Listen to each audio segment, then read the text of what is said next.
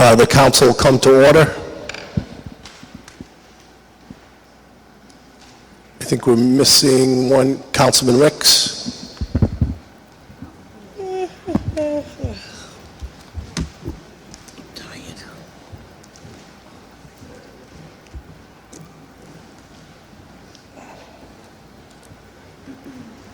Okay, clerk will call the roll. Mr. Marola? Here. Mr. Qualley? Here. Mr. Gallucci? Mr. Howe? Here. Mr. Lavasser? Here. Mr. McAllister? Here. Mr. Ricks? Here. Ms. Travis? Here. President. Councilwoman Travis will lead us in the Pledge of Allegiance. I pledge allegiance to the flag of the United States of America and to the republic for which it stands, one nation, under God, indivisible, with liberty and justice for all. Oh, say, can you see by the dawn's early light what so proudly we hailed at the twilight's last gleaming, whose broad stripes and bright stars through the perilous fight o'er the ramparts we watched were so gallantly streaming, and the rocket's red glare, the bombs bursting in air, gave proof through the night that our flag was still there. Oh, say, does that star-spangled banner yet wave o'er the land of the free and the home of the brave?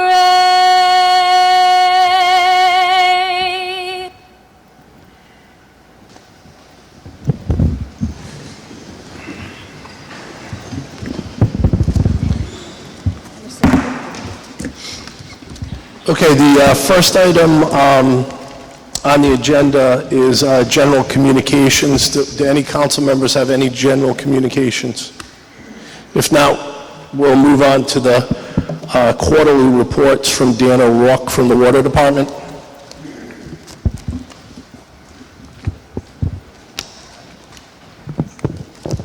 Good evening once again. Pursuant to PCO 814 Sub A, I'm pleased to present the quarterly report. I know you all have copies of it. I'll be happy to take any questions. Is there any questions on the quarterly report on the Water Department? Yes, Councilman McAllister. Just a quick note, Dan. Yes. There is a water infrastructure financing grant opportunities with the EPA. I have some information, and I'll be forwarding it to you. Yeah. It's right up our alley.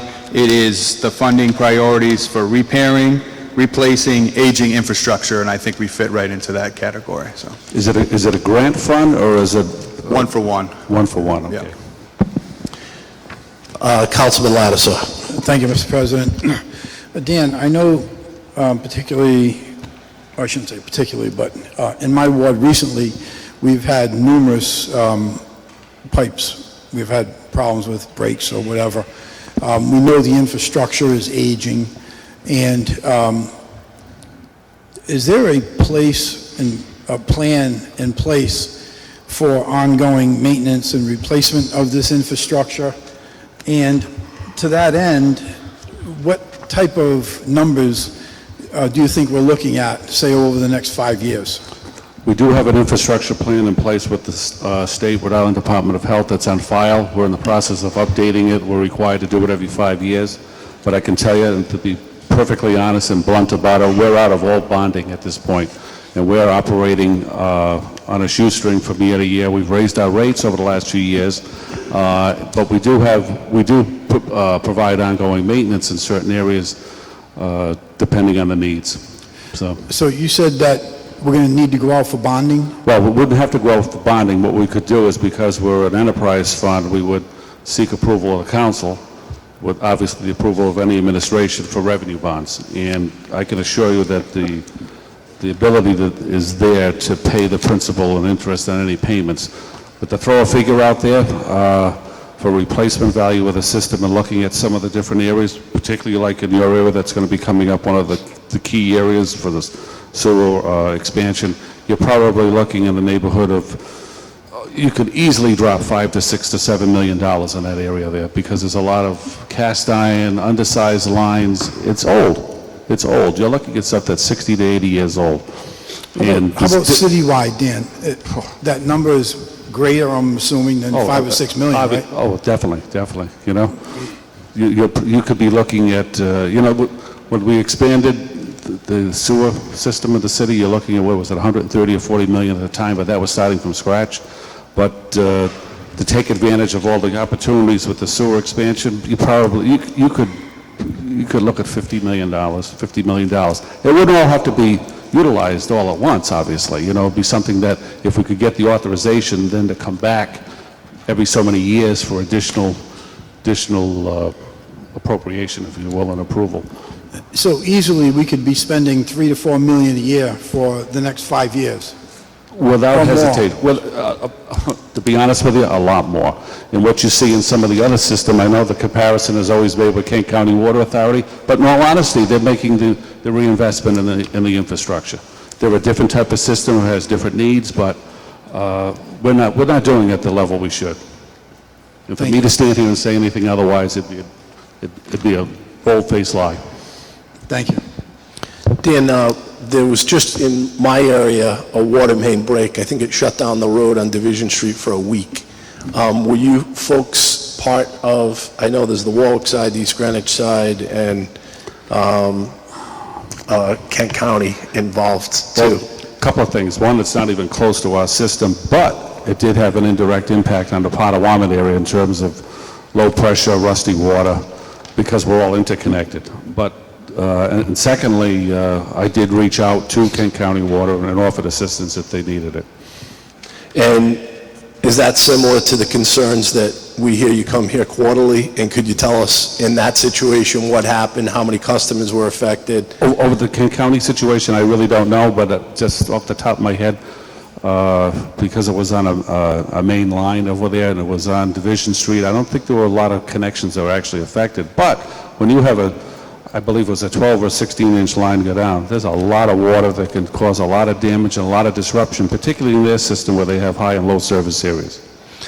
I know many of the areas in Warwick in Ward 7, 8, and 9 are served by Kent County. And the impact to my constituents, some didn't have water, some couldn't flush their toilets. It was more than a mere inconvenience, in particular on Greenbush Road, which goes off Division Street. And I listen to what you tell us every time you come before us. And I'm going to continue to say and I hear councilmen, different council members ask questions. But the last time that I think that I talked to you about infrastructure improvements, you felt like, how old are our oldest pipes in the city? Like I alluded to earlier, you're looking at 70 to 80 years old in certain areas. And The what's oldest part of the system is Connecticut, Lakewood, Providence, over the parts of Norwood. It used to be part of the old Providence Water Supply Board system. What's the life expectancy of a pipe on average? Depending on the type of cast iron pipe, you're looking at probably 60 to 70 years old. 60 or 70? 60 to 70, and that's considering if it's never disrupted, and it's a crapshoot, to be honest with you. And these pipes are over 70? Yeah, so a lot of them are. But there's different things that you could do. There's different technologies out there. For example, cleaning and relining a pipe. If anybody comes through the city of Cranston or Providence, you'll see all the pipes are laying on the side of the road. They're actually, purging the pipes, cleaning the pipes out and lining the pipes with a cement lining, which you can extend that. You can extend the life of some of those pipes 30 or 40 years, again, depending on the wall thickness. So there are other things to do, but particularly in this city here, we really need to take advantage of the paving opportunities, because with the sewer construction, I believe Janine could further clarify that, but I think it's like 40% of the construction or 30% is the paving cost. And shame on us as a city and the utility for not taking advantage of that. Thank you. Is there any more questions for Mr. O'Rourke? If not, thank you, Dan. Next person, the next report to be given is engineering. And I know Eric is no longer with us, I understand. You have the new Eric. Yes. Good evening, council members. Eric Hindinger, Department of Public Works. Pursuant to the resolution R-1624, the Engineering Division has presented the quarterly report to you, which is in your packets. If you have any questions, I'd be glad to answer them. So Eric, I think one of the number one concerns that we get or discussion about is flooding in our wards and drainage out of our wards. And I can't tell you how many emails we get from the guy standing behind you about drainage. So could you kind of give us an update on where we are on drainage, what you feel as far as investments go that we need to make? I know Mr. O'Rourke was giving us estimates as to, and how much you think that we need for drainage improvements. Actually, at this time, I couldn't give any update as far as that goes, an estimate. We have generally smaller drainage systems that don't require, that it's not like a large a culvert or conduits that carry the water. They're more smaller drainage systems. So unfortunately, we're kind of at a situation where it's more of a Band-Aid situation where we're trying to repair drainage as we go along. And as you know, with stormwater, we're trying to reduce the amount of stormwater going to the natural resources as well. So we're looking at trying to infiltrate things and those types of things, which is going to be part of the next round, I guess, with DEM's Phase 2, that we'll be looking at trying to reduce the amount of water going into natural resources. I remember many years ago, I sponsored a bond referendum. I think it was about $5 million for drainage improvements, and I don't think that it touched everything that we needed to do. And I get overwhelmed when I listen, and I appreciate what you folks are saying, but I get overwhelmed as to what's happening with rising water levels, with 100-year floods, with the Warwick Mall going under, with things that we need to do, and constituents emailing us many times a week about different issues in their ward, and the impact that has on our ability to correct these things. But I appreciate you taking the time to follow up. Yes, Councilman Howe. Thank you, Mr. President. Hi, Eric. Hi. Your predecessor some time ago made a comment when I brought up, and it's kind of funny that Phil's here. Lakeshore Drive, are you familiar with some of the stuff that went on over there? Yes. Okay, the road flooded, people were driving on a woman's yard. Yes. It took a while, it was taken care of. It was raised a little, with a little slope. Yep. And I asked your predecessor, so what's going to be done, because the water levels are still rising, because the Bucky Brook City's consultant, EA Engineering, is still working on that, so it's not taking care of, well, we'll get to that in a minute. So it's not taking care of that problem of the water having nowhere to go. And I remember your predecessor said, well, we're waiting for DEM to dredge it. His final quarterly report to me, he said, I never said that. I did some digging in the files and I found that he did say that. So are we required to have a DEM permit to dredge next to the road where Lakeshore, on the west side of the road, not where the lake is, on the other side where the water goes underneath where the street is, dredge there to give it more availability for water runoff. Would we be required to do that, or? Do we need DEM? And yes, would we be? Yes, we would need DEM approval to do that. And what's the turnaround on that, would you say? Well, it would be sometime, so you're talking about, I'm just on the west side of Lakeshore Drive. Yes, west of Okay, where right. the incident was, that in front of that Right. woman's driveway. The problem with that is there's a conduit there that connects the wetland on the Right. west side and Lakeshore, and the pond. Right. Warwick Pond. And what happens is that kind of equalizes. So no matter what you do there, it's really, the issue is at the outlet of the pond, which is what we're trying to address with our, with the project from EA, which is currently in DEM under review right now. So no matter what you do, if you make more space there, the water level, it will just stay there because it's a conduit connecting the two. So what I'm trying to figure, we've been lucky because we haven't had rain, which is also, that's not good, but Right. as far as that homeowner is concerned, and I think you remember, people would Oh, no, drive to her front absolutely. door to avoid going into the swamp. Right. So they raised it, but if we get a lot of rain, we all know that's going to happen again. The water's level's going to raise because it already flooded once since the construction was done. What can we do as the time being to address the issue while we're waiting for the I don't bureaucracy? believe there is anything we can do right now until we take care of the outlet of Warwick Pond. You don't think that dredging would help at all? I don't think it would help any. Okay. You gave me an That's answer. my opinion. Yeah, no, and I respect that opinion. No problem. I'm not an engineer. Yep. So what is the process of, if you don't mind, could you address quickly the Buckeye Brook, the city's consultant, because I'm sure that also might be a nice lead-in for Mr. Durkle. Sure. Tell me where we are on that and what's the time frame? Well, the project has been submitted to Rhode Island DEM for review, and that's where we are right now. I'm not quite sure where they are in their review period. They did mention that sometimes these projects can take 8 to 9 months to review.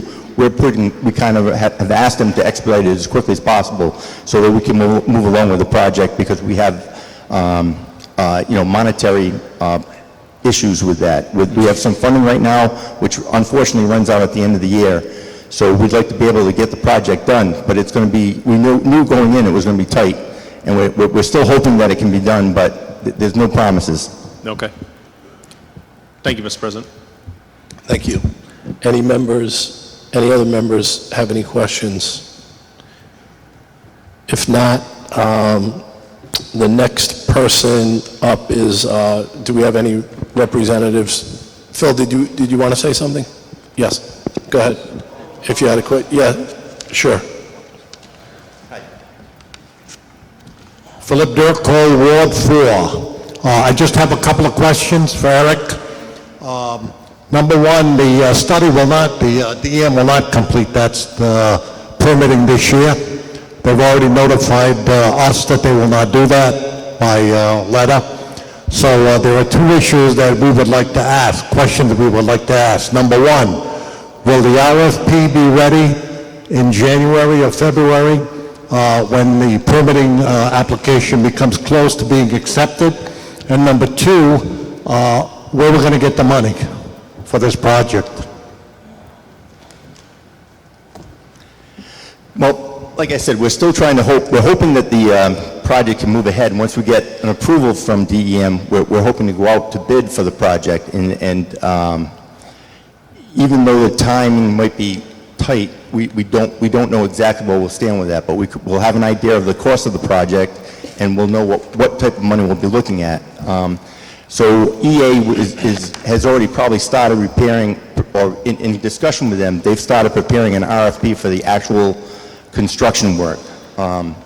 So we just really need the DEM approval, which, as they've indicated to you, that it may not happen. We're still hoping, even though the letter was very negative that we saw. But as far as funding in the future, I can't say where that money will come from. We'll have to look for grants. We'll have to look elsewhere to find it. But we don't have it in our budget. So I mean, we have $100,000, and that's not going to nearly cost the amount of money it costs for it. So, but we'll have to try and find some means to fund it.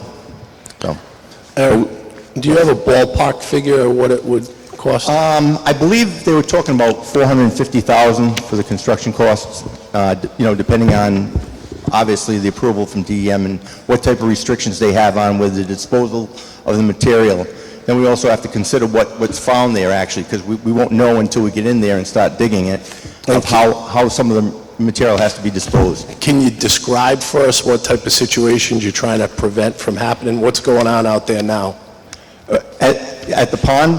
Yeah. I mean, well, I think that there's a blockage in the pond, and basically what it's doing is it's damming, I mean, there's a blockage in Bucky Brook, at the mouth of Bucky Brook, and it's damming the pond, thereby raising the level of the pond and the amount of water that's going over there. So it's shown that it's elevated 12 to 18 inches, depending on what type of rainfall we have. So, and What's that do to the surrounding area that it floods well, through? it does flood the areas, as Councilman Howell,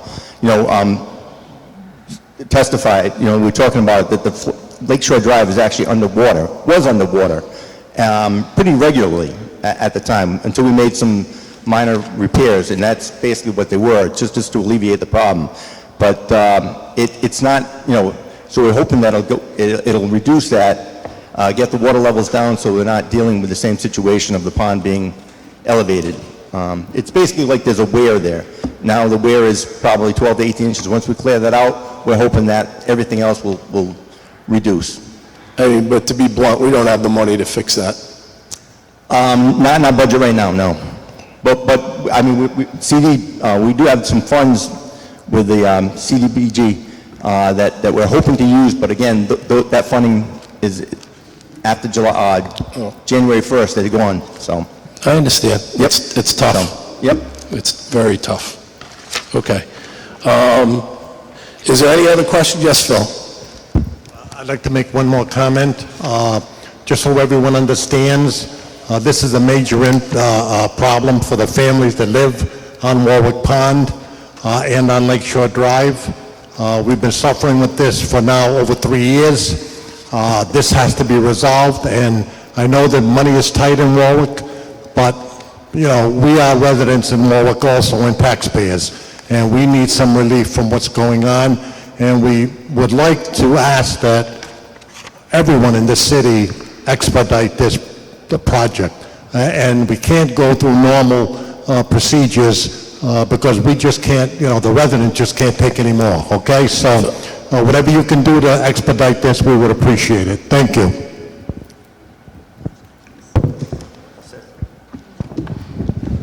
Thank you. Thank you.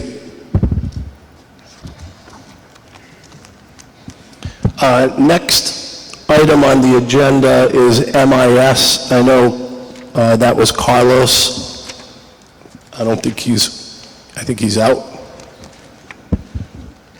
We're going to ask that MIS be held until August 15th, please. I'm sorry, I couldn't hear you. We would like to ask that the MIS quarterly report be held until August 15th, please. Until August 15th? Please. Okay. Next item on the agenda is WSA, and that's Jimmy Burke. Good evening, Council President, Councilman. I provided you my regular quarterly written report and just a couple of highlights. Basically, the past quarter we were focused on the FY19 budget and wrapping up the FY18 budget. We did complete the repairs to the Airport Road interceptor, and next we'll be inspecting some of the pinch points downstream, spots that go under railroad tracks and Post Road, so we can develop a targeted plan of attack to repair the rest of that line. The operations are good. We did have a power outage on May 30th, which resulted in a high fecal count, but the operators responded quickly, and the incident didn't impact our monthly permit numbers. And last week, we opened bids for the O'Donnell Hill project. The bids are currently under review, but the apparent low bidder came in at $1.8 million, approximately, which is about $300,000 more than we were estimating. But there is a lot of ledge in that area, as you know. So those are the highlights, and I'll take any questions you have. Yes, Councilman Lattisaw.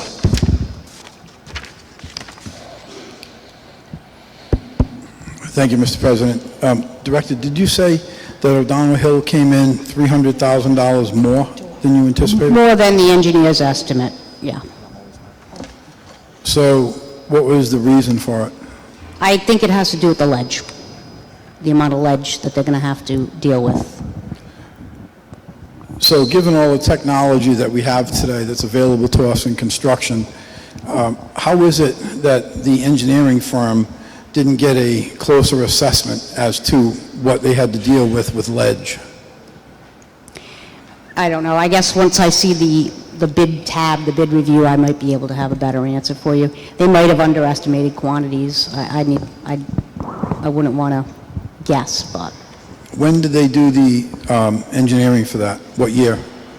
This particular project's been ongoing since the 1990s. So actually, a lot of the original boring work is from the 90s, but it's been, they've been working very, much more on it the last year or two, so.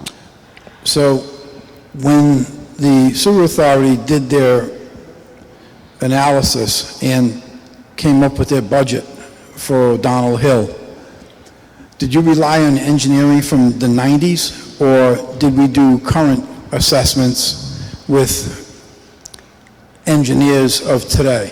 We had updated all those numbers in 2013, but as you know, we didn't really project the future costs. We also did not include the one-year debt service payment that we have to put aside every time we borrow a revenue bond, and that we don't have that money and we have to actually borrow for it. So those monies are also coming out of the bond funds, which if you look at the report that I provided you that Council President Marola had asked me to start putting together, we're tracking that.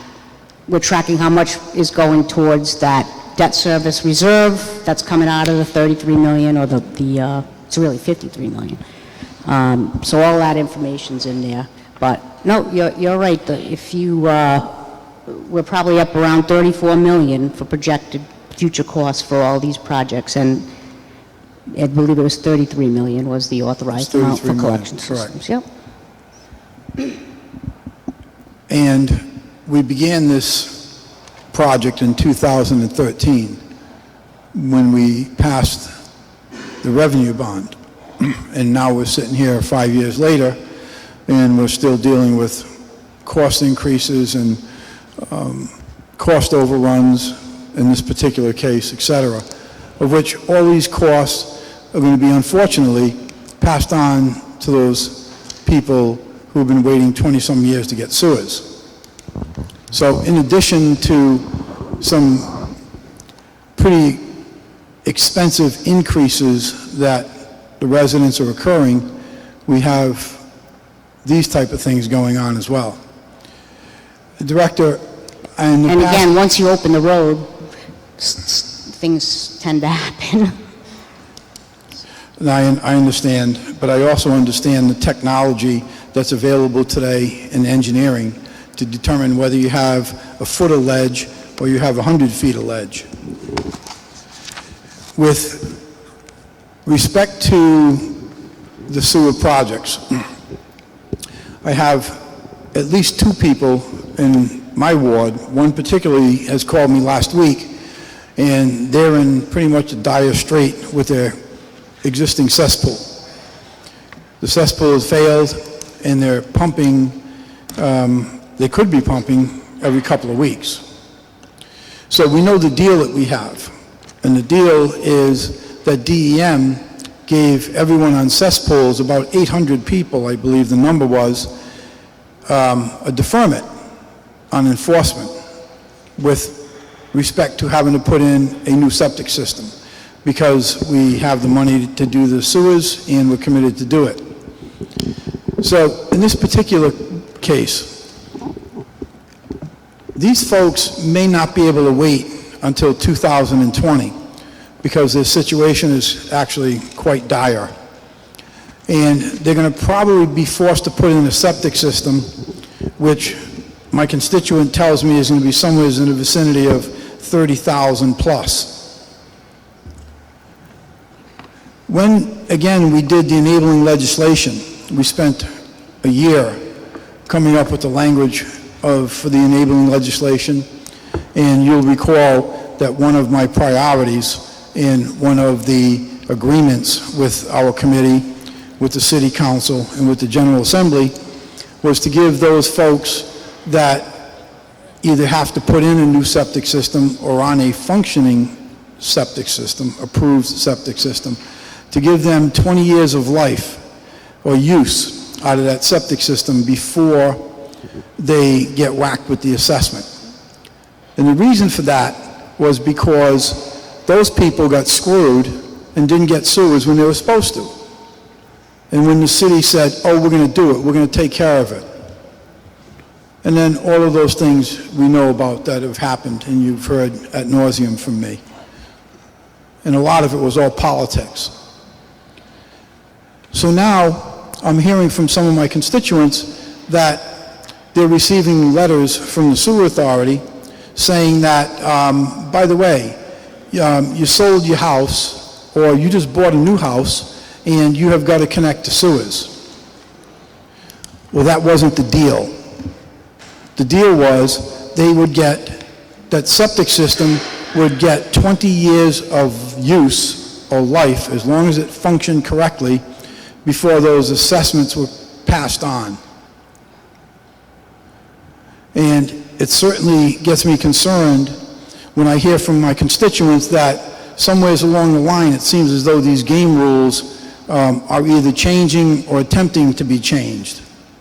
And I, once again, as I have many times in the past, I want to be on the record that the agreement that the Warwick City Council Sewer Review Commission had, the Warwick City Council unanimously supported and endorsed, and the General Assembly passed, was to give the use of that septic system 20 years of life before they got the assessment for the sewers.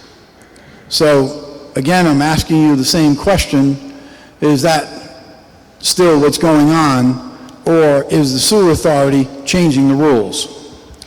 The law you're referring to, the requirement to connect within a year of sale, was on the books prior to the changes to the enabling legislation. That's been there. We've been enforcing that since 2008. And that has not changed. We're continuing to enforce it. That law was regarding cesspools. It wasn't regarding a septic system.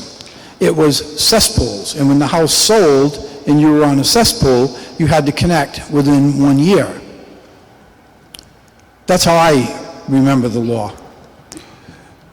And when we passed that legislation, again, what we said was they would have, that septic system would get 20 years of life before that assessment was given.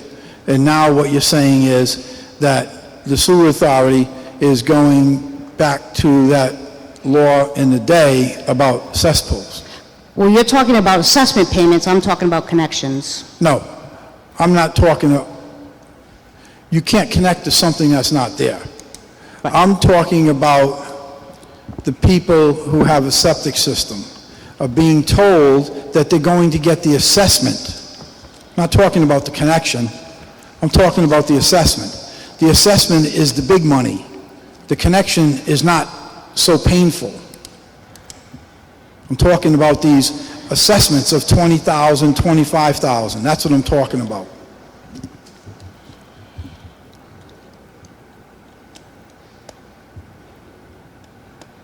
So, do you agree that was what we had agreed on? That is my understanding of your intent. Okay, never mind my intent. It's what Our discussion, the what we legislative passed. intent. That's my understanding. Yep. Discussion, intent, you can call it what you'd like. The enabling legislation said they would have 20 years of life before they would get the assessment.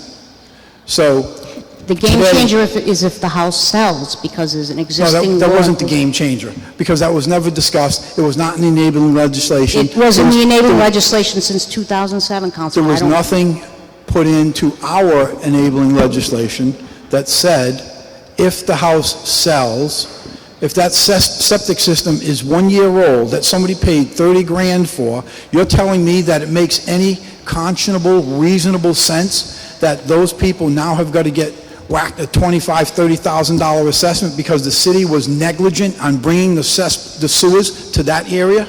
I believe the reasoning is that when the house is being sold and money's on the table, the new owner would be responsible for making that connection and paying the assessment. So that's what the thought process was.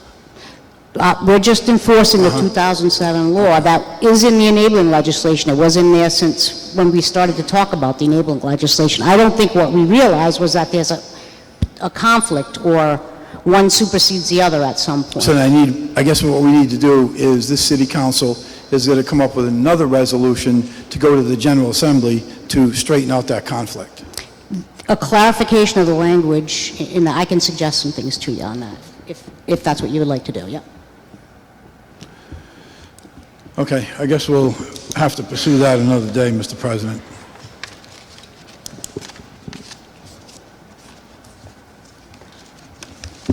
Yes, Councilman Galucci. Just let me respond, as I have many times in the past, that we seem to forget or not remember. The sewer expansion up to the tune of $150 million was sponsored by then Council President Carlo Pizzatoro, 1995. The section of the city that I've represented for so many years got zero and has not had sewer extensions for the last 20 years. The law regarding two things, a septic system, and Councilman, you're right, you take 20 years, but if it's been in 10, you have to reduce it accordingly. You don't take the full 20 years. The law that the director is responding to has been in effect for a long time. If there is a sale of the property, right, then, and the sewer line runs in front, then they must tie in. Okay. Also, if we take it a step further, which I just learned recently, that if the property is sold to a relative, there is no requirement for an automatic tie-in because they have a working septic system. So all I relate is the concern and appreciate, your concerns, but I have the same concerns in the area that I represent, that we wind up not getting the usage because it happens to be near West Warwick, and it is O'Donnell's Hill, and it is one of the biggest, or one of the oldest sections of the city that requires sewers and had required them for a long time. But you mentioned politics, and so I guess politics did get involved for a number of years, and there's no reasonable excuse from anybody as to why this section of the city, with again 35% of the tax base, hasn't had sewer extensions in 20 years. Thank you, Mr. President. Mr. President.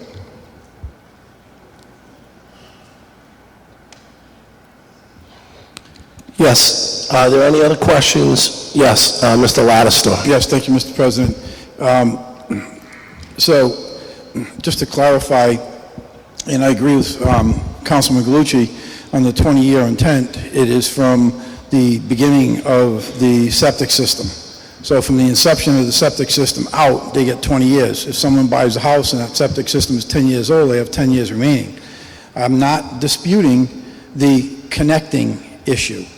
What I'm disputing is the agreement that we had from day one that the assessment would not be put on the backs of those folks that had to bear the cost of a septic system because the city didn't bring sewers to their location. My issue is not with the connection. Thank you.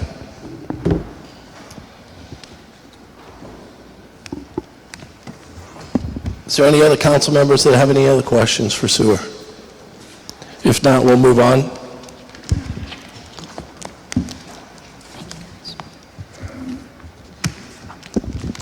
Next item on the agenda is public comment under Rule 41.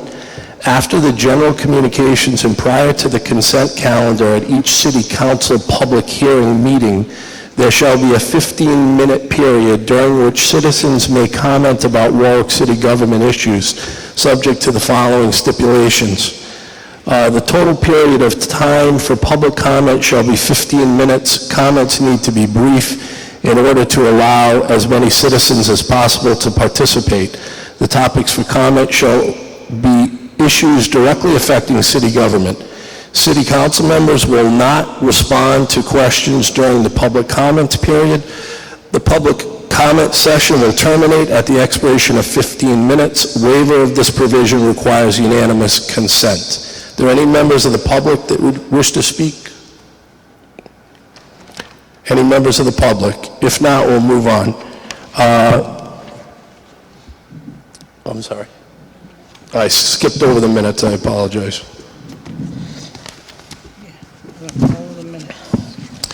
We have on the agenda acceptance of minutes from council meeting held on May 29th, 2018. Do I have a motion for favorable action? Favorable action, Councilman Lattisaw, seconded by Councilman Howe, Councilman McAllister. Any discussion? All those in favor of the minutes? Aye. All those opposed? And the minutes pass. Next item on the agenda is May 30th, 2018. And do I have a motion for favorable action for those minutes? Councilman Lattisaw, seconded by Councilman Howe, Councilman McAllister. All those in favor? Aye. All those opposed? Those minutes stand passed. Next item on the agenda is the minutes of May 31st, 2018. Do I have a motion for favorable action? Councilman Howe, seconded by Councilman McAllister, Councilman Lattisaw. Any discussion? If not, all those in favor? Aye. All those opposed?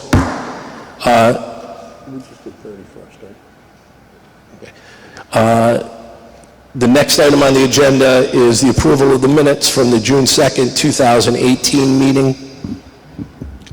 Do I have a motion for favorable action? Yes, Councilman Howe, seconded by Councilman McAllister, Councilman Lattisaw. Any discussion? All those in favor? Aye. All those opposed? Stands passed. Next item on the agenda is the minutes of June 4th, 2018. Do I have a motion for favorable action? Councilman Howe, seconded by Councilman McAllister, Councilman Lattisaw. Any discussion? If not, all those in favor? Aye. All those opposed? That passes. Next item on the agenda is June 18th. Motion for, do I have a motion for favorable action for those minutes? Councilman Howe, seconded by Councilman McAllister and Councilman Lattisaw. Any discussion on that item? If not, all those in favor? Aye. All those opposed? That stands passed. Next item on the agenda is announcement of appointments. There are none. Next item on the agenda, appointments requiring confirmation, Sewer Authority Committee report appointments. Recommend withdrawal at the request of the appointee. Okay, for action, that's Ward 1, Councilman Corley. Can you make that motion to withdraw?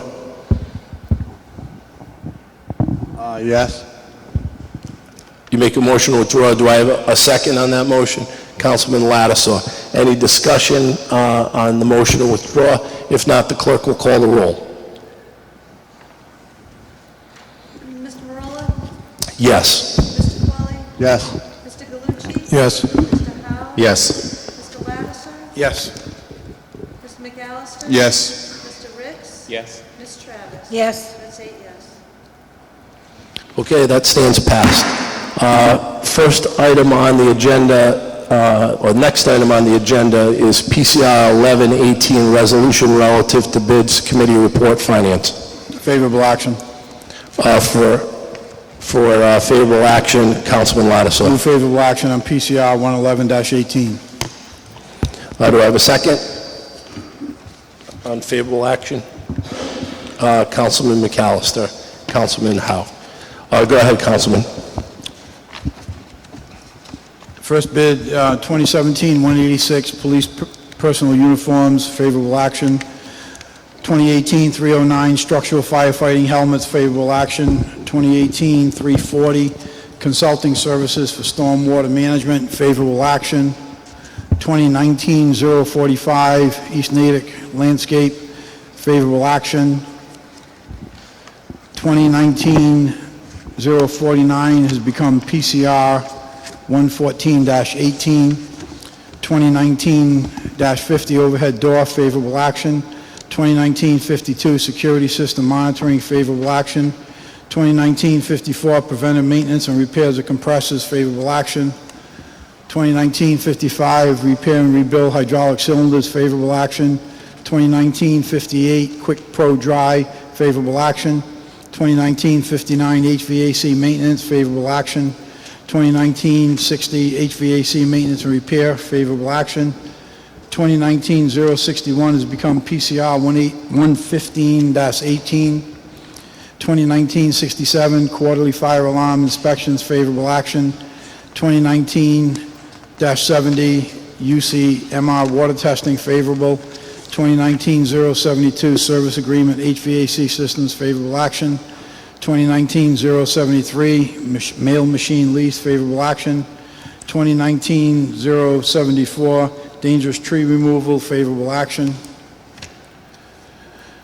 2019-75 lumber, favorable action. 2019-027 has become PCR 116-18. And last is 2019-28 post-type fire hydrants, favorable action. That completes the bid package. Okay, do we have any questions on the bid package, on any of those items?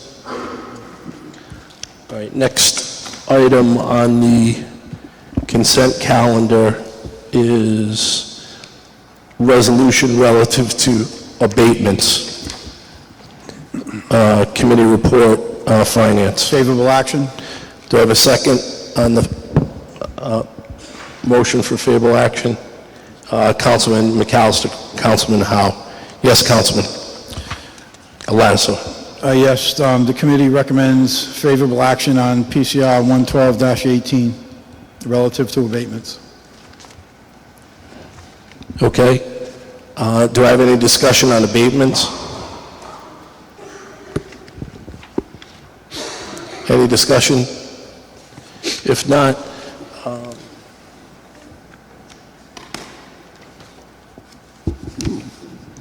next item on the consent calendar is resolution relative to claims. Councilwoman Travis. I move favorable action on PCR 113-18. So move favorable action, seconded by Councilman McAllister, Councilman Howe, Councilman Lattiser. Okay. The first claim we have is a pothole on Stevens Avenue, and it's approved for $150.33.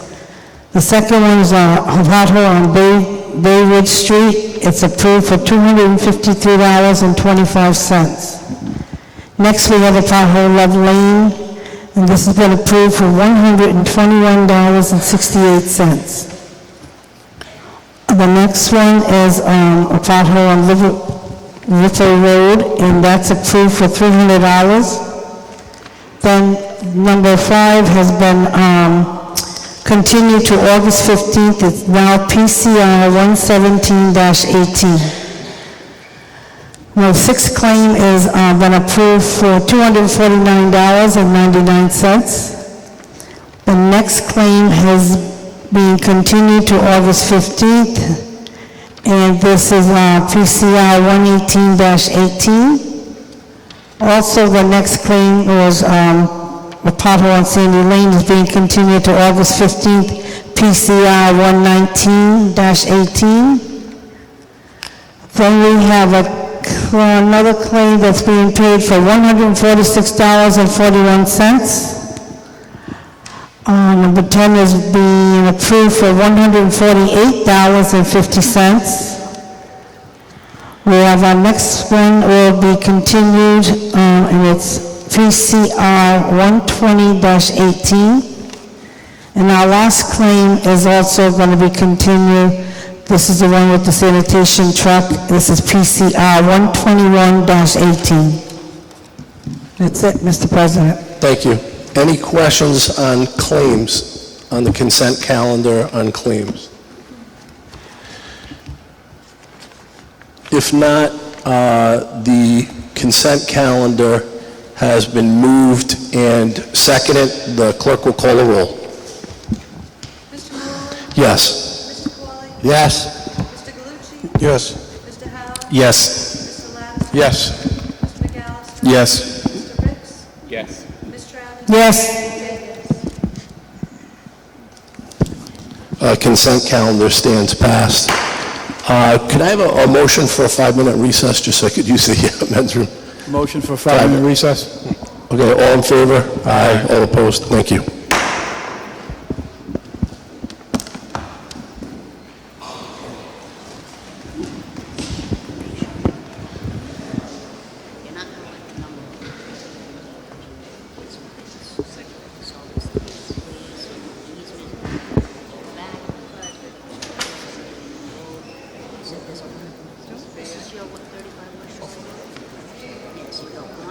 This way, we go back, we can go this way, these two require easements.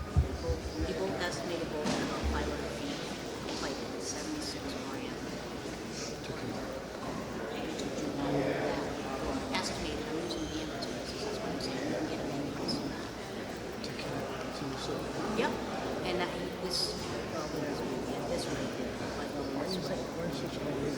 You can see the breakdown, because you have to go open up the sidewalks, and you'll have to look in the sidewalks. Unless you can figure out to come to again, easements. So look at just the cost, just this cost of the sidewalk restoration. If you went a different way, get an easement here, you wouldn't have that cost. So it's not, but there's also, John said that I think these two, it's a lot of rather than close homes that don't have. That already have a zone. You want to use the ag. Yeah, yeah, okay. If you have constituents that have family systems. Yeah, this lady just called me the other day. Oh my God, she's in so much trouble. Oh no, it sucks. So much trouble, yeah. Have a call, because Okay. maybe there's some stuff that you can overcome. All right, okay, thanks.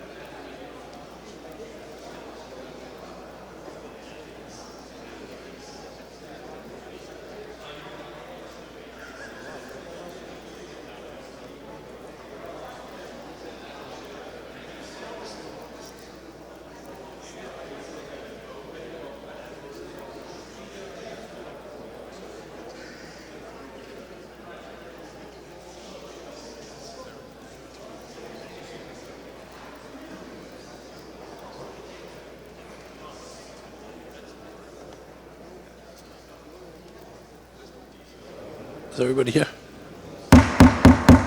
Council will come to order.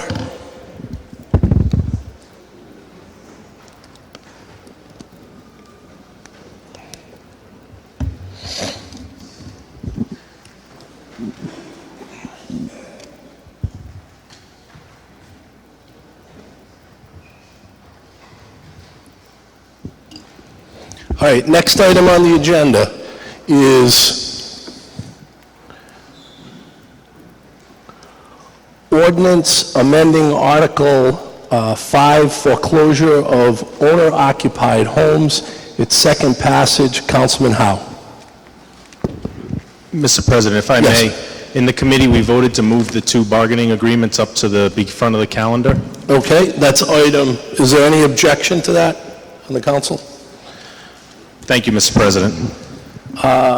So that would be the first,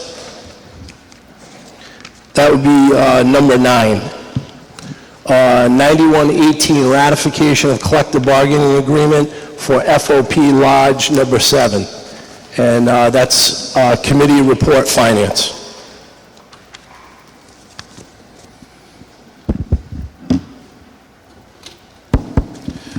Finance Committee moved to the floor for discussion.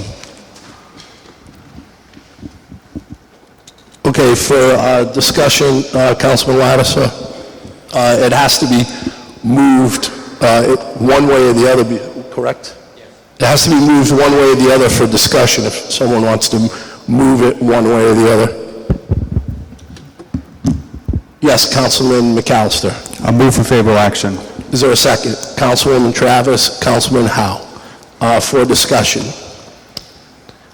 And this is ratification collective bargaining agreement for Council 94.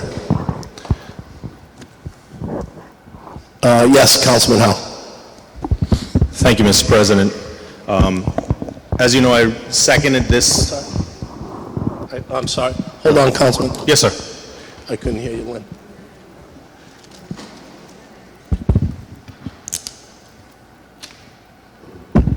I'm sorry. I misquoted the number, so we're all clear. It's PCI 9118 that we're on, not 9218. Thank you, Lynn. And that's been seconded, moved and seconded. Go ahead, Councilman Howe. Thank you.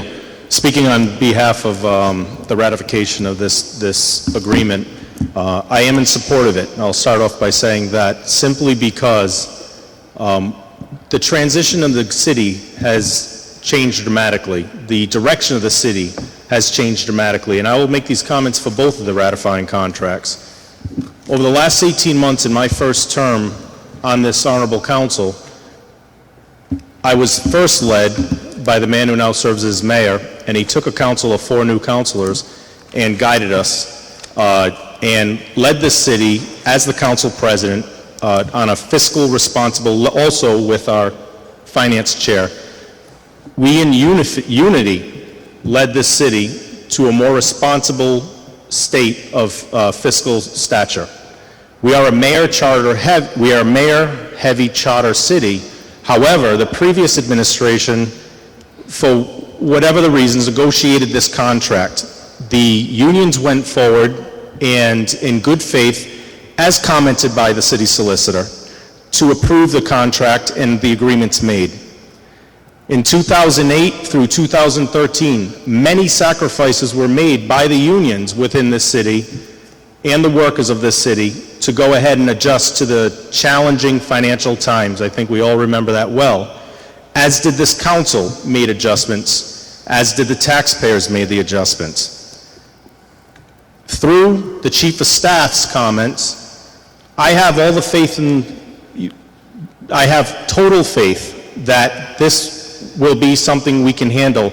We have a mayor now who has guided us, has a CPA, understands numbers, and also understands the legality. If we do not approve this, it could go into arbitration, and I would just use as a caution, let's look at the school department and what that costs, where retro pay was paid and 3% across the board, and not much achievement for when it goes into arbitration.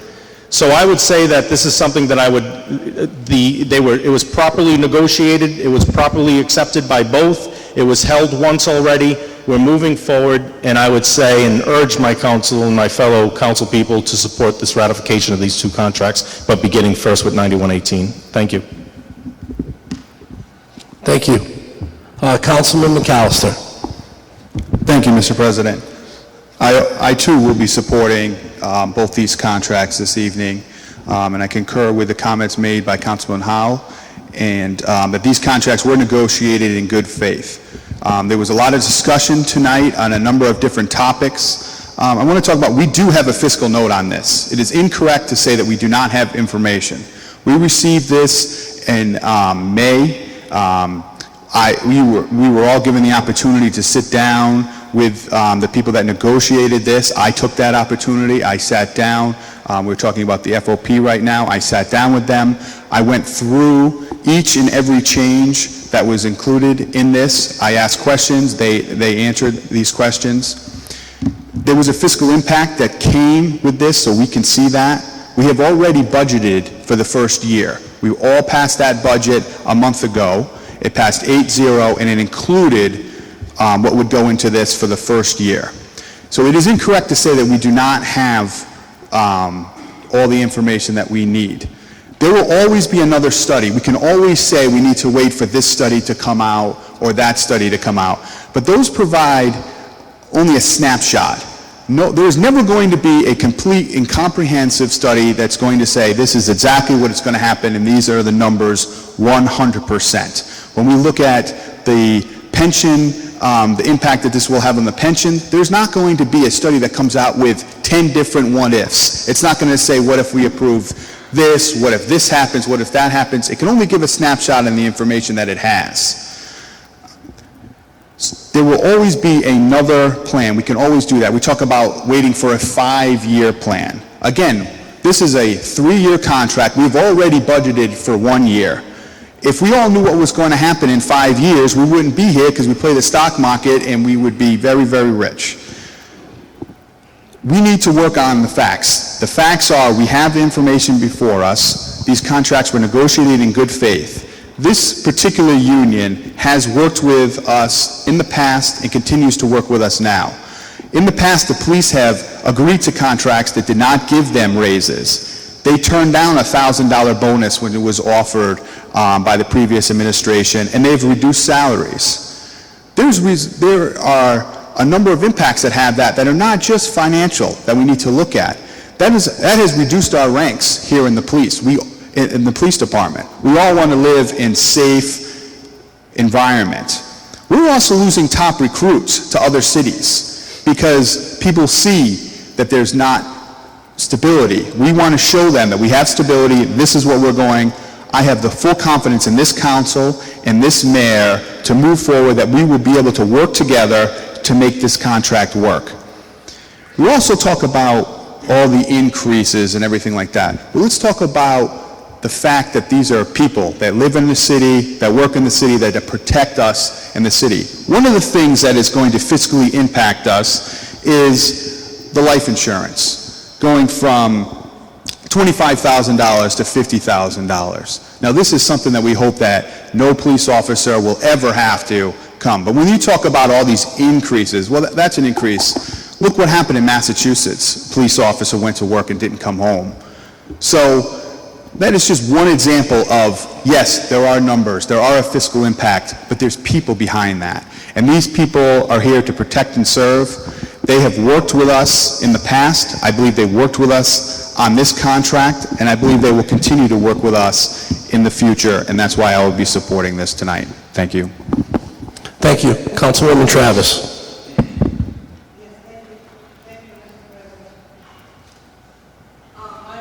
I'm going to support both these contracts. Our job is to ratify. We went there to do the bargaining, we went there to do the contracts, but yet in good faith, it got done. It got accepted. The bargaining group, they agreed to it. I don't want to repeat everything both my colleagues said, but the fact of the matter, we're not here to play games, we're not here to point fingers. It was done, it was agreed, it's we should go forward with it. We should ratify it. They deserve it. I mean, after all, it was in good faith that they sat down and they came to all the decisions that they had to. They sacrificed everything they already did, and I intend fully to support both of these contracts. Thank you. And I appreciate everybody's comments on what we're doing, and I'd like to say that I too believe that both these collective bargaining units are doing great jobs. And I don't think that that's the question, at least for this council member, as to whether people are doing a good job. What happened was, many years ago, when we started to give away health care, because it was $2,000 to $3,000 to $4,000 a year, that cost has now escalated up to about $20,000 a year. So I know when Councilman McAllister talks about forecasts and notes, fiscal notes, what that fiscal note says is what it cost us. Nowhere does it say how we're paying for it. That's what I'm talking about. I know what the cost is. Next year, we have a and I agree with you, Councilman McAllister, that we did put the money in.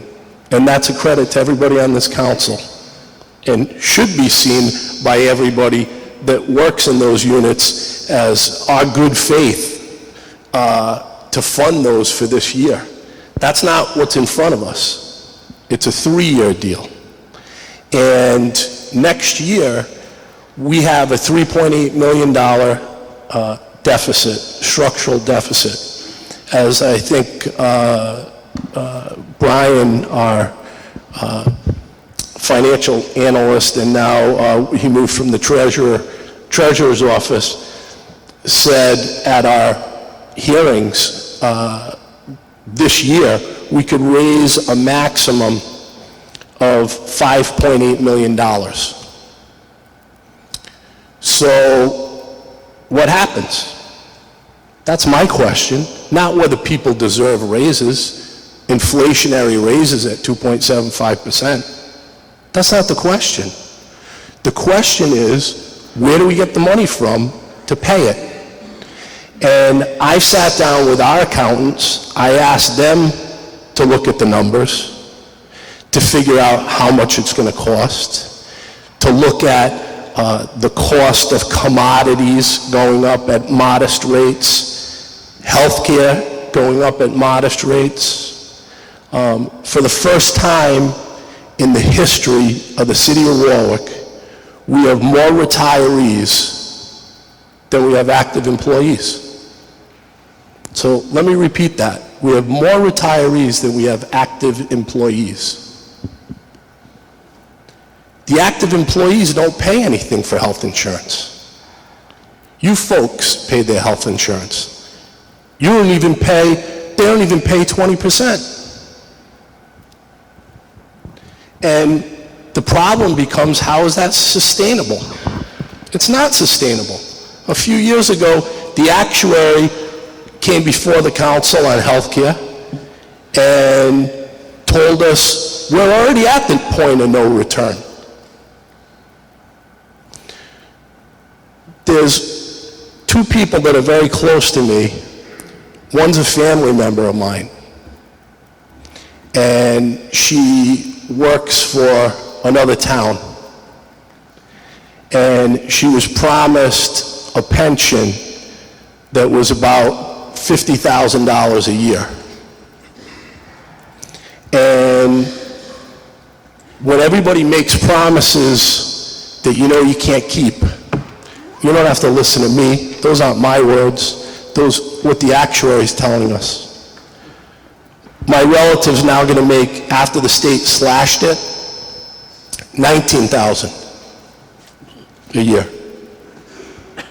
So, from this councilman's perspective, I don't want to be the one that lies to people. and tells them that they have a secure future. This councilman wants to be on the record as telling people that it's not a secure future. That's not my analysis. That's the analysis out of the experts out of Houston. They're the ones that said we're at the point of no return. I'll write everybody in this room a check for $1 million. Go cash it. Look what happened in Central Falls. Look what happened in the Coventry Fire District. Look what's happening in Providence or Detroit, California, the country of Greece. The question is, when we make promises, you have to keep those promises. Otherwise, that's not a very honest thing to do, to kick it down the road. Those numbers that I went over with the accountants, and they were throwing out numbers at 3.5% increase for health insurance. We all know that was about 7. I was trying to lessen the burden. Puts it about $10 million short. And we're locked in for 3 years.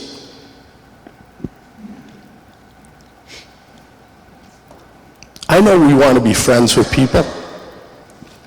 I know we want to be friends with people. I want to be friends with people, especially people that do a good job. But I don't want to tell people something that's not accurate and isn't the truth. These people rely on us to tell them what's going to happen.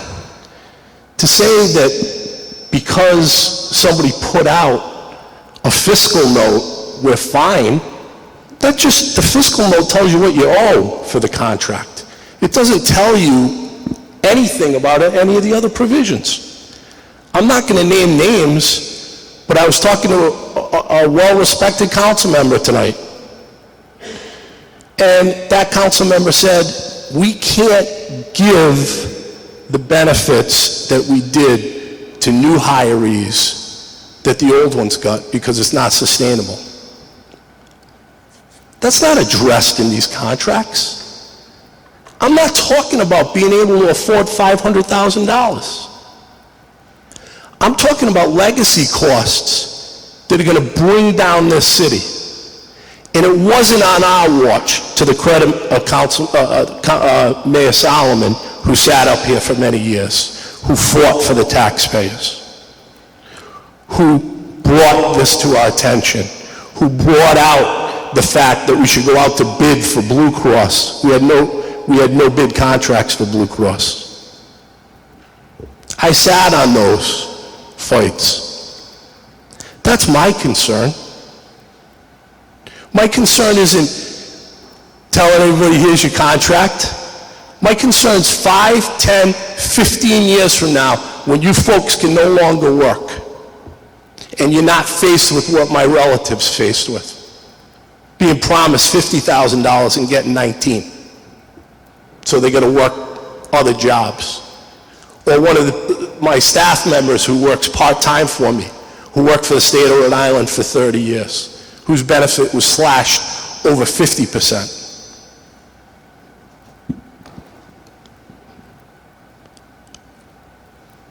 I just can't state it any more succinctly than that. This isn't an adversarial discussion.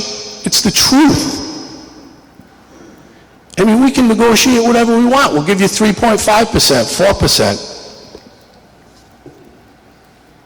But when your retirement's not there,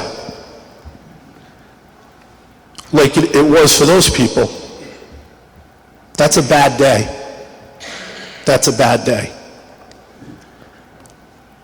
That 5-year forecast that I was looking at on a conservative, with a 3.5% increase, and now we have a 5-year forecast that we have to put out to the state of Rhode Island, we're showing around a $52 million shortfall over 5 years. I mean, maybe next year we can pull everything out of the reserve, or another big chunk. Hopefully we can balance something. But I've always said this, and I know Mayor Solomon was up here for many years, and I think he repeated a lot of my comments. 2 years ago, the annual required contribution for health care for the city of Warwick was $24 million a year. We have no savings plan for that. We could talk about pension 1 for fire, pension 2 for police, pension 1 for police, and pension 2 for fire, and what's in good shape and what isn't. But this year, it went up $1 million to $25 million. And I always get a chuckle when the actuaries come here, because the actuaries, I ask them, are you assuming, when you make your calculation for the next year, that we're putting in $25 million? And they look at us in the eye and they say, yes, we're assuming you're paying that $25 million. And we're not. So it only goes up $1 million. Why don't you have them run the numbers where we're not putting the $25 million in and see how that increases.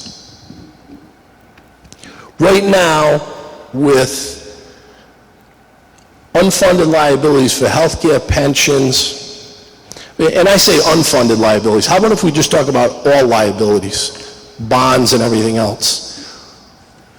We're at close to $1 billion with bonding, pensions, and healthcare.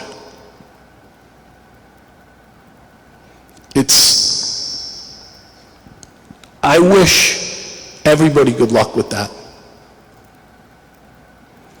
But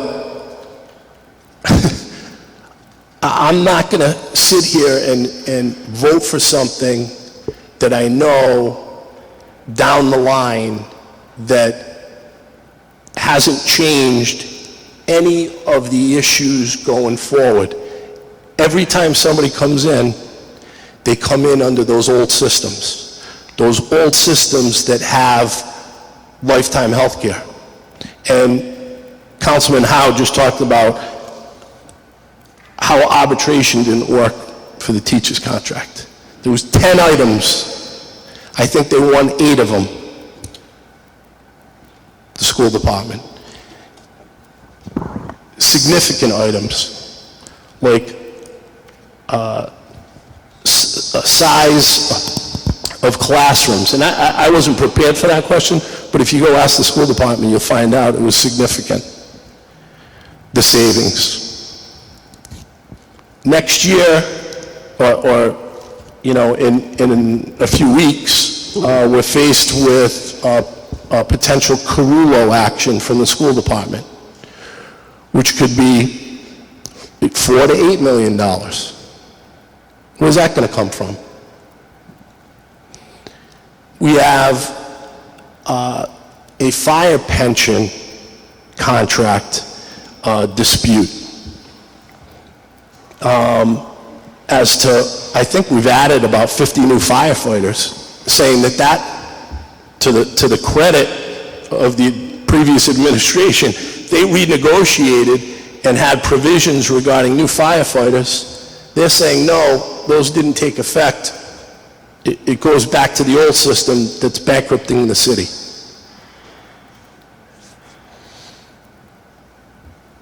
These are issues that affect the people in this room.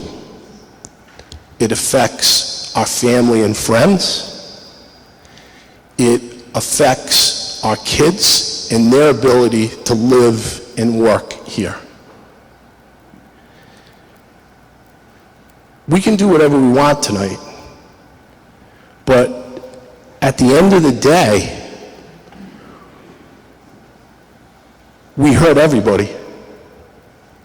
We hurt them, and we hurt everybody that we grew up here with. I mean, at least I grew up here. I moved here in 1960, 7 when it was 2.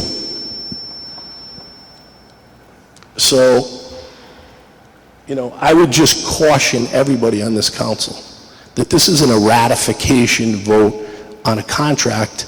This is about legacy costs, the ability to pay them, and the ability to pay the contract. It's not about who deserves what. Of course people deserve raises. But we gave them our promise that when they retire, those retirement benefits will be there.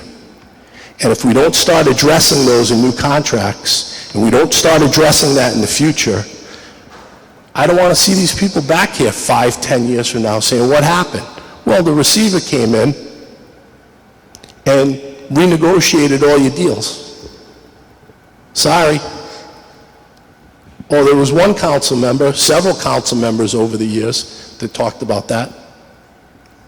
Maybe they'll come back and say, hey, Steve, I remember you telling me that. And I'll say, I tried. It's just, what can I say? Is there anybody else that wanted to speak on this issue? Councilman Lattiser? Oh, yes, thank you, Mr. President. I have an issue with the math problem. And this is what we're dealing with. This is a math problem. I agree with the council president. Nobody's disputing the value of any of our employees here in the city. Nobody is disputing what they do and how well they do it. Nobody is disputing whether or not raises are appropriate. The question that hammers away at me is, how are we going to pay for this? And this year, we drew down from the rainy day fund over $3 million. We had a maximum tax increase of 5.7 or 8 million. And you're correct. This council did approve a budget that took care of this year's raises. 1 year. 1 year contract. But it doesn't address next year's contract. And it doesn't address next year's expenses. And it doesn't address what is going on in the school department. And if they take this Carrillo action and they win, where are you going to get that money? The rainy day fund, I believe, is down to some $14 or $16 million. I could be wrong, but these are the numbers that I've been told.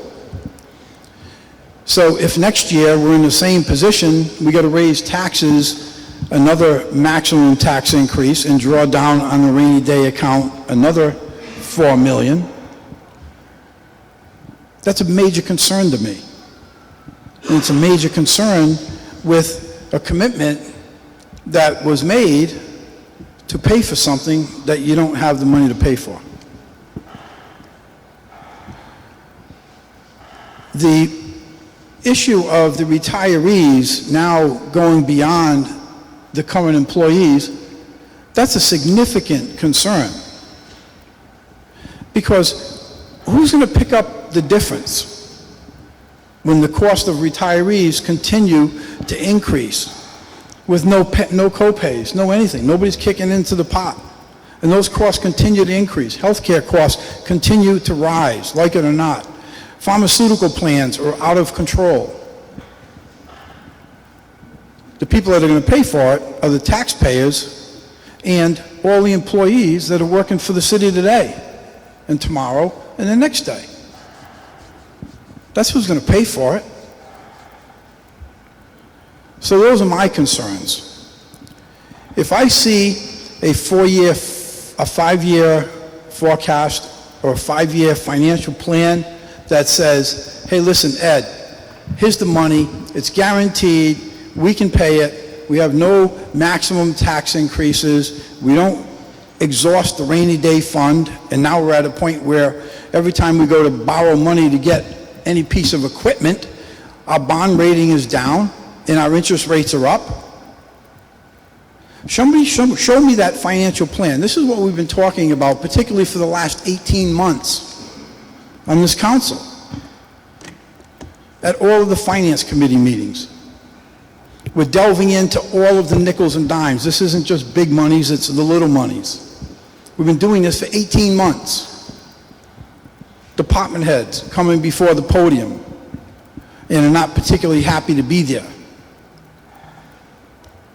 But this is what, for the last 18 months, we've been doing a very effective job at it, because we're saying, you know what? You got to have a way to pay for it. And that's all I'm asking for. Show me the way to pay for it, and you show me that way, and I'm fine. But to have in my mind, based upon what I know, and to sit here and think that I have to explain a maximum tax increase for another 2 or 3 years and a drawdown on our rainy day fund that has been depleted significantly through no fault of the council, that's a concern. Thank you, Mr. President. Thank you. Councilman Ricks. Oh, I'm sorry, Councilman Qualley.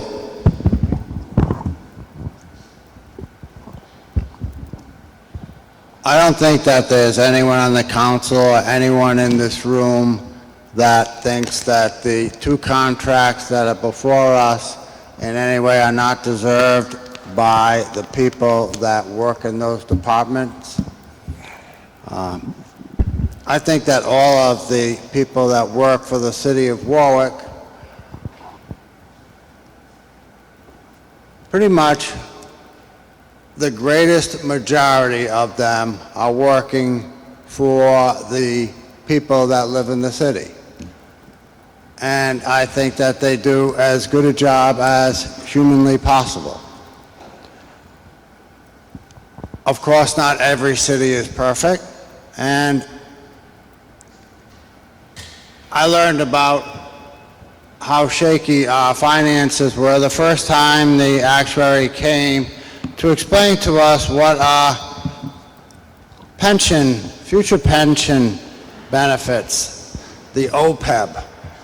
I always thought of it as, it sounded like the oil cartel from the Middle East, but OPEB became something that I understood exactly what it meant. It meant we're broke. This city is beyond the question of solvency. If we continue on the path that we're on, we are going to have the next generation be taking on debt that is going to pretty much crush the city. This year, I wanted to try to attack the OPEB debt, all of the pension, all of the other expenses other than someone's retirement pay. All of those fees that end up being paid by every single taxpayer in this city. Last year there was floated an idea to start a fund and fund it with $5,000. And I said, that is the most asinine thing in the world. That is acknowledging to the world that you know you owe this money. I owe you $1,000. I'm going to give you a nickel today, and I'll catch up in the near future. That's what that would be. So instead of being able to try to fight to have a initial deposit of somewhere in the neighborhood of $500,000 and then have annual contributions that would be of a percentage that would keep on increasing on an annual basis. This year we had to hold together the city with glue sticks and duct tape because we didn't have enough money for the teacher contract. And we were given a budget by the prior mayor that was the one who negotiated the two contracts we have tonight, and the teacher's contract. He was instrumental during the mediations in coming to a resolution. Those are positive things to have things resolved, but then when he was leaving, he left us with a budget that didn't have any of the money to cover the contracts that he had negotiated. And for the first time in 20 years, we received a proposed budget from Mayor Avedisian, or former Mayor Avedisian, that did not have a tax increase. I think that any elementary school student would know that if you had just taken on 5 new contracts, expenses, and you didn't have that last month, that next month you're going to need more money to pay for it. But he gave us a proposed budget that did not have any increase at all. So we had to do our best work to try to get the money to try to keep the schools open, and they're still left in a very difficult position, and we may be facing a lawsuit. And who knows how lawsuits are going to turn out. I've been in court plenty of times. I've seen lots of decisions that are made by courts that totally surprise people that were the so-called experts. I am a little bit concerned that we're finally responding to the state's request to give them a 5-year financial plan. For the first time, the city of Warwick is doing that, and when we're in the midst of having it drafted, and it'll be ready the first week in August, and you know, I hear other members of the council say that there's always going to be another plan. No one's ever going to be able to predict the future. To have a 5-year plan, in my mind, is the shortest time period that makes any sense at all, and it goes by very quickly. A 5-year plan is something that is not looking too far into the future where you cannot predict everything. It is sound, prudent financial planning, and to act on a contract that we know we have the money to pay for it this year, but no one can tell me where the money is going to come for it next year. So that means it's going to come out of the taxpayers' pockets. That's the only place that it can come from. We don't have any new revenue source.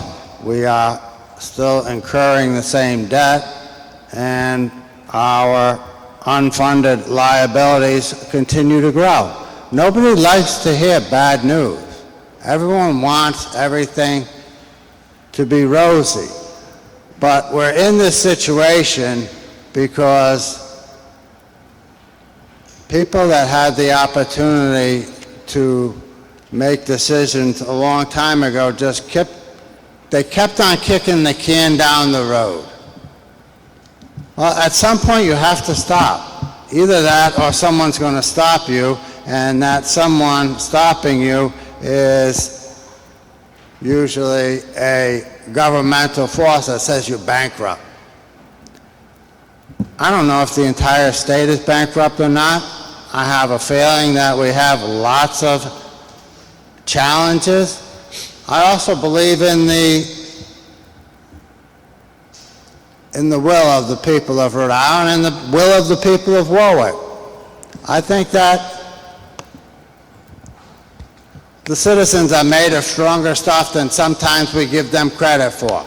I think we should throw out the challenge, be as brutally clear as we can be with what the exact financial situation is, and tell all of the people that work for the city, that live in the city, what it is that we are facing.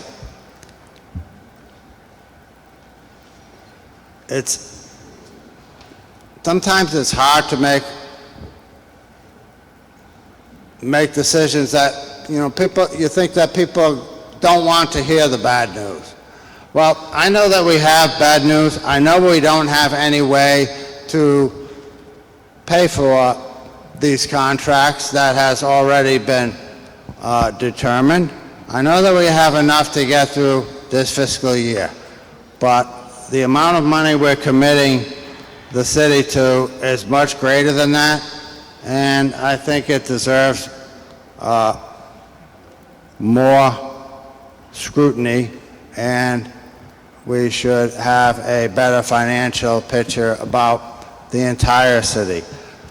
So it's very difficult to sit here and just keep on kicking the can down the road. I don't apologize for saying that we have bad financial news. I just wanted to make sure that everyone knows. We have many financial hurdles that we're going to have to be able to get over during the next few months and the years to come. And we have to stop sometime and draw the line.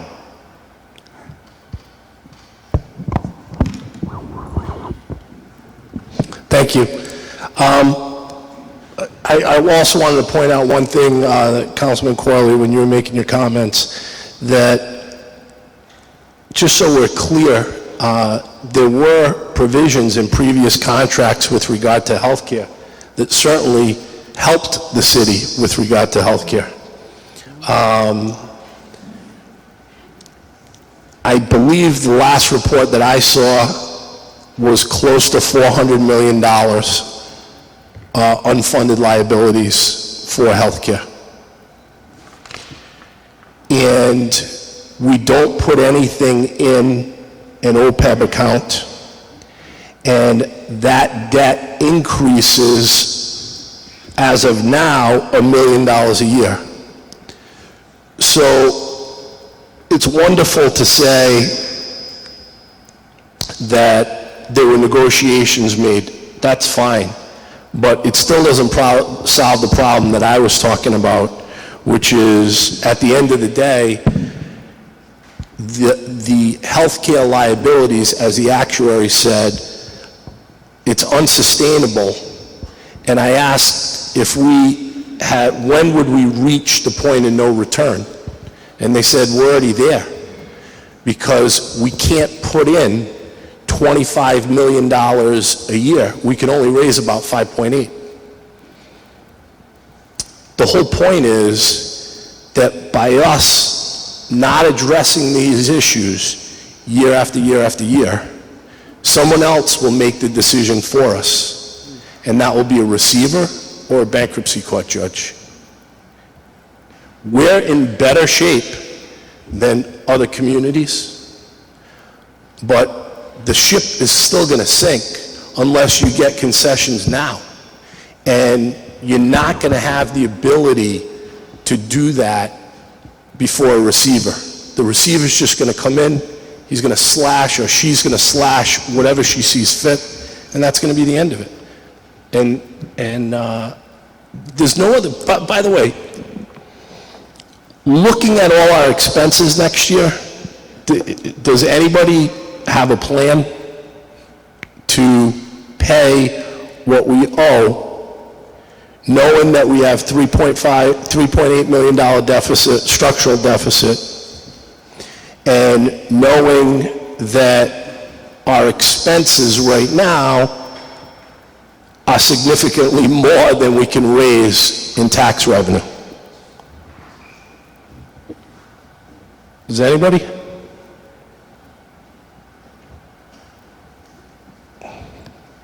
What's the plan?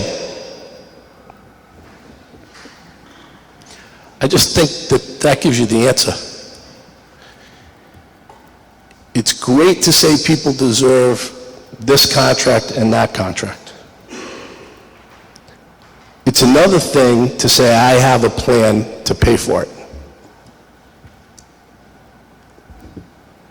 I just think that we're making the situation worse for everybody in this room and everybody outside the room, because we refuse to address the elephants in the room, which is healthcare, legacy costs, and we have no provisions in there for that.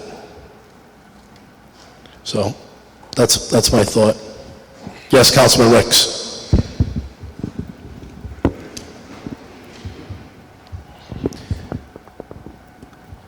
In a nutshell, I agree with all of my colleagues. On the one hand, you have the long-term math problems here, and there's no escaping that. There's the matter of our city workers, our police officers, what they deserve. Yes, they absolutely deserve these benefits, these raises. The issue is that can they be paid for in the long term? Because if we can't afford it, then we are in that precise situation where a receiver comes in and everyone is worse off for it. The last thing that we need are benefits that people negotiated for and are relying on, much as the example that our council president brought up earlier, where someone he knows, their benefits were cut by over 50%. That's the absolute worst case scenario that absolutely must be avoided in any situation. I'm also very conscious of the procedure here, that it's not the job of the city council to negotiate contracts, and we do have a contract that was in good faith negotiated by the former mayor and before us today. I think that the best course of action, and forgive me because I know it's been a very long meeting and there are a lot of people here, a lot of people paying close attention to this, and I want to thank everyone here for staying till this late hour of 10:30 at night when people have lives, and it says a lot that so many people are here at 10:30 at night, so I'm going to try to be brief. I think that more information would be a good thing on this, and for that reason, I would move that we continue this to our next meeting on August 15 in order to try to come to a better solution, and therefore I make that motion. Is there a second? Mr. President, I have a comment. Everyone else has spoken.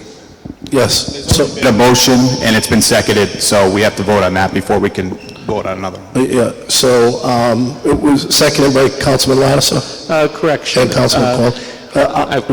I just want to make sure I get the seconds down. Mr. President, Yes. We already have I a was motion raising my on hand the to speak. floor, and it's been seconded, so we can't take another one. Councilman Councilman Ricks made a motion to continue. It was seconded by Councilman Lattiser. Mr. President, Yes. I was raising my hand to speak. Okay.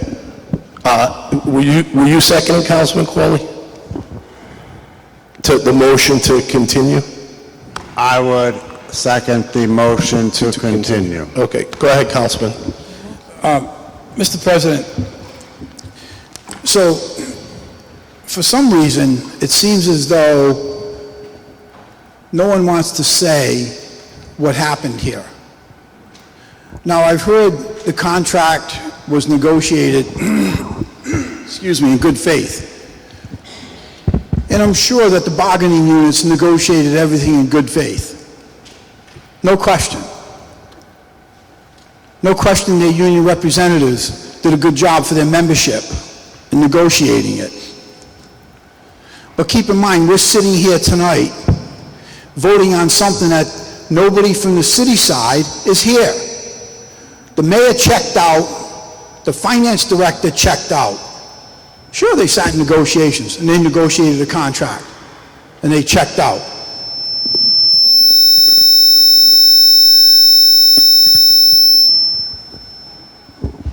So, as I said earlier, show me the numbers, show me we can pay for it. Perhaps think about something other than a 3-year, but particularly show me we can pay for it next year, and I'll sign on to it. Councilman Corley, I know you had your hand up. Did you want to speak about the motion to continue and what? Why? Well, the motion to continue for, to the next meeting would allow for us to have, I believe the city will have their numbers for that they're going to submit to the state of Rhode Island concerning financial status for the next 5 years, and that would be something that at least we would be able to analyze before we make this decision. I think going in steps would be the best thing to do. Thank you. Councilman Howe. I just have a question for clarification. A motion was made, seconded, we started the discussion, now there's another motion being made and seconded without the vote on the previous motion.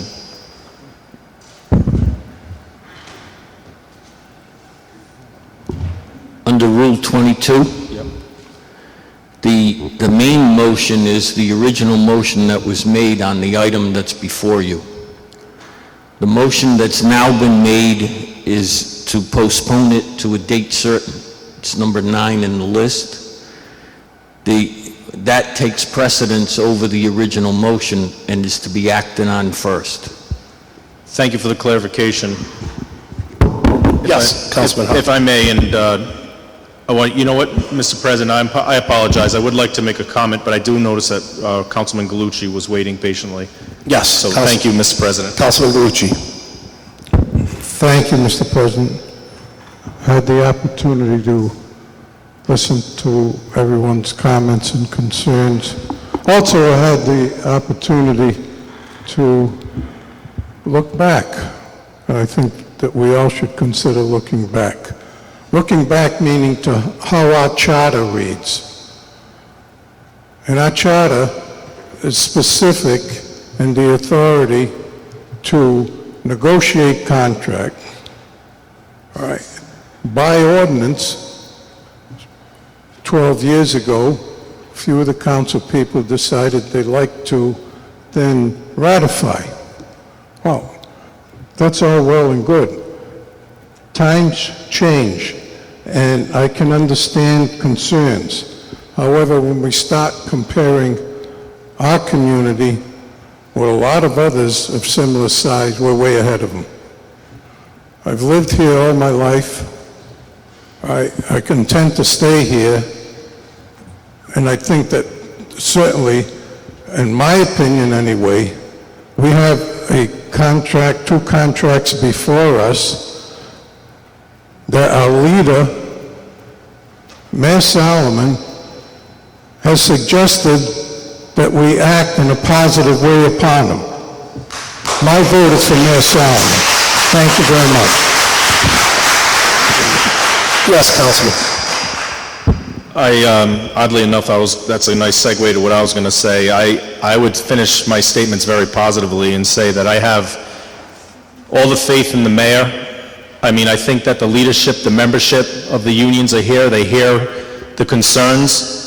I do, and I was literally going to say, I have a lot of faith in Warwick. We had a constituent stand up and say the market is going well. We have a president to thank for that. I do feel that the economy is improving. It's going very positively so far. I do believe that I see a lot of houses being built. There is a lot of businesses coming in, a new hotel and a new brewery just opened up in Ward 3. I know that there's another hotel coming. That's all revenue. That's all positive. And I believe under this mayor's leadership, we can ratify this under the mayor's leadership, my finance chair, could be me, and you, Mr. President, and this council, we can address the issues that are going on. But I also feel that we can also ratify this contract so that they can get back to work, and then we can handle the other things that need to get done, including the valid concerns you brought up, and I have all faith that that can be done. Thank you. Thank you.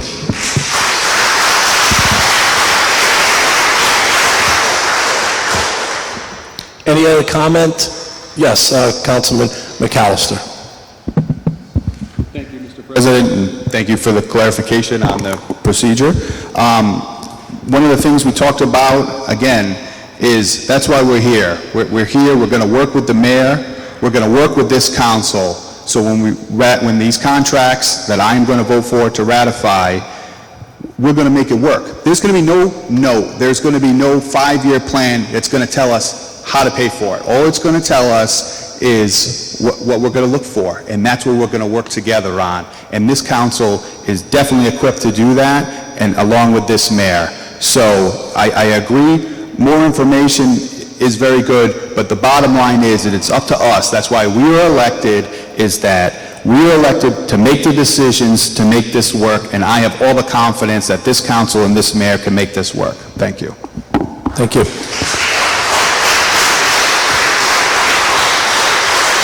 Any other comments on the motion? If not, the clerk will call the roll.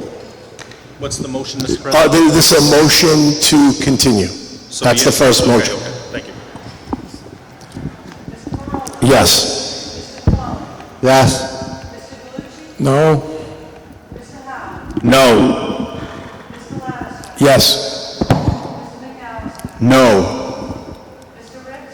Yes. No.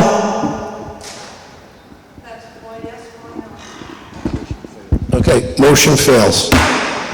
Next item, we're back on the agenda, is the motion that's before us for favorable action. Is there any more discussion than we've already had on this? Councilman Corley. Yes. Mr. President, I want to vote yes on this, but I want to be able to do it knowing that we can afford it. So I am going to move that we amend each contract to a one-year contract, so that will give the new mayor and the current city council the ability to address all of the financial facts that we have been speaking about tonight. So I'm going to defer that question, Councilman Corley, to the council solicitor, Harrington, who I believe had researched that issue. The item that's before you is for ratification under the ordinance. And the negotiations were done by the administration, or the prior administration. Under the ordinance, which the Warwick ordinance has never been the subject of litigation, but it says no collective bargaining agreement between the city and the labor organization shall become effective unless and until ratified by the city council. Similar language was in the ordinance in Providence, and there are 3 or 4 cases out of Providence which dealt with ratification, and one of the cases made the distinction between negotiations and ratification. And ratification is the confirmation or approval of the item that's been presented to you, that's already been negotiated. For that reason, I don't think a motion to convert this to a one-year contract is in order. If this fails and something comes back to you in the future in a different form, it It's always before the council to ratify something else, but what's before the council is the 3-year contract that's been negotiated and tentatively agreed to. So, just to clarify with Councilor Harrington, it said, there is case law on the subject, but it's out of Providence. That issue has not been litigated with regard to Warwick. Go ahead, Councilman. We've had enough litigation in this city. Apparently, we have the ability to vote yes or no on the contract that we have to either ratify or reject. Correct. That is all of the power we've been given, and whoever it was that got it for us, thank you very much for that wonderful opportunity. All right. Okay. All right, so there's a motion for favorable action. I think we've all talked about it. Is there anybody else that needs to say anything else? Okay. With that said, the clerk will call the roll. Yes vote is to ratify. No. No. Yes. Yes. No. Yes. Yes. Yes. Motion stands passed.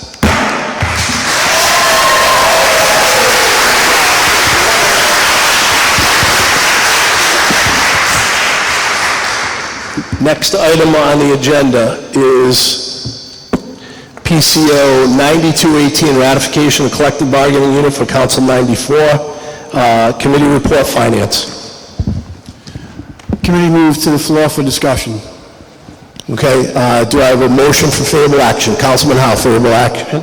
Seconded by Councilman McAllister, Councilwoman Travis. Okay, I think the similar issues. I think we've been over similar issues. But does anybody want to talk about this contract in particular? Any discussion? If not, the clerk will call the roll. No. No. Yes. Yes. No.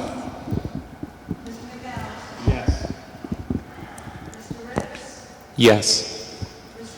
Yes. Motion passes.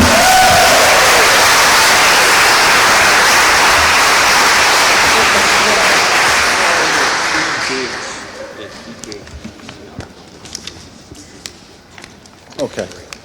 So on finance, there were 3 bids that we had PCR numbers to, and we had skipped ahead on the calendar. So we're going to go back to where we were in finance. And the first item is PCR, what is it? 11418.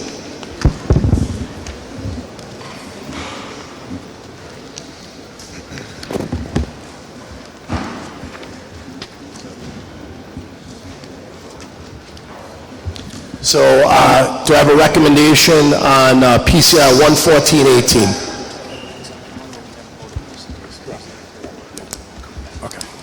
Yes, Mr. President. 2019-049 became PCR 114-18, and it was moved to the floor for discussion. We bring it to the floor for discussion? Correct. Okay, and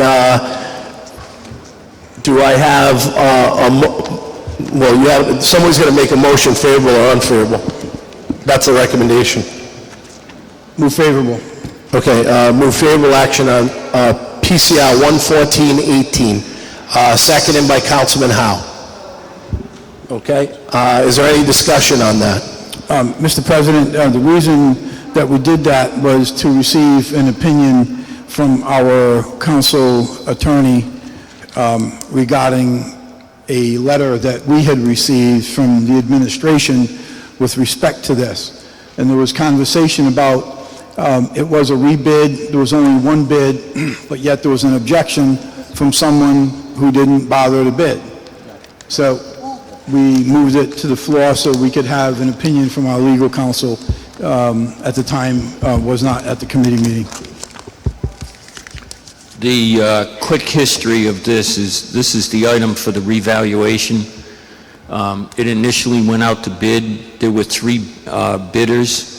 In the course of the review through the Finance Committee at the end, those bids, they were, or the potential award to one of the bidders was withdrawn, and there was rebid. When it was submitted out to rebid, there was only one vendor who bid. So at this point, there's only one vendor before you. The letter that came raising some issues about the process was not in the rebid process, it was in the initial process. They really don't impact you at this point because you have the right under the purchasing ordinance to reject all bids at any point, and so the initial process is by the wayside at this point. In the rebid, the only thing that's before you is the bid that came from the one vendor.